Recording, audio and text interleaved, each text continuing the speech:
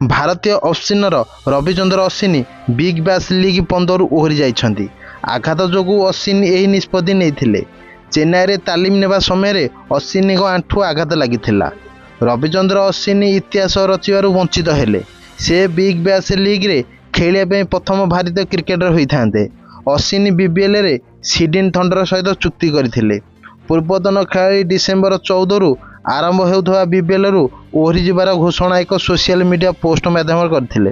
ତଥାପି ଅଫ୍-ସ୍ପିନର ସିଜିନ୍ର ଦ୍ୱିତୀୟାର୍ଧରେ ଫ୍ରାଞ୍ଚାଇଜିରେ ଯୋଗ ଦେବେ ବୋଲି ସୂଚନା ଦେଇଥିଲେ। ଅଶ୍ୱିନ୍ ତାଙ୍କ ଇନଷ୍ଟାଗ୍ରାମ ଆକାଉଣ୍ଟରେ ପୋଷ୍ଟ କରିଛନ୍ତି, ଆସନ୍ତା ସିଜିନ୍ ପାଇଁ ଚେନ୍ନାଇରେ ପ୍ରଶିକ୍ଷଣ ନେବା ସମୟରେ ମୋର ଆଣ୍ଠୁରେ ଆଘାତ ଲାଗିଥିଲା।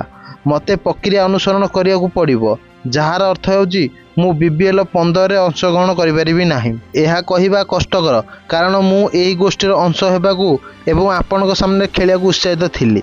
ସେ ଆହୁରି ଲେଖିଛନ୍ତି, ଏବେ ମୁଁ ପୁନର୍ବାର ସୁସ୍ଥ ହେବାକୁ ଏବଂ ଶକ୍ତିଶାଳୀ ହୋଇ ଫେରିବା ପାଇଁ ମୋତେ କ'ଣ କରିବାକୁ ପଡ଼ିବ ତାହା ଉପରେ କାମ କରିବାକୁ ଯାଉଛି। କ୍ଲବ ସହିତ ମୋର ପ୍ରଥମ ଆଲୋଚନାରେ ମୁଁ ଟ୍ରେନ୍ ଫାଷ୍ଟ ଏବଂ ଖେଳାଳିମାନଙ୍କଠାରୁ ବହୁତ ସକାରାତ୍ମକ ପ୍ରତିକ୍ରିୟା ପାଇଲି।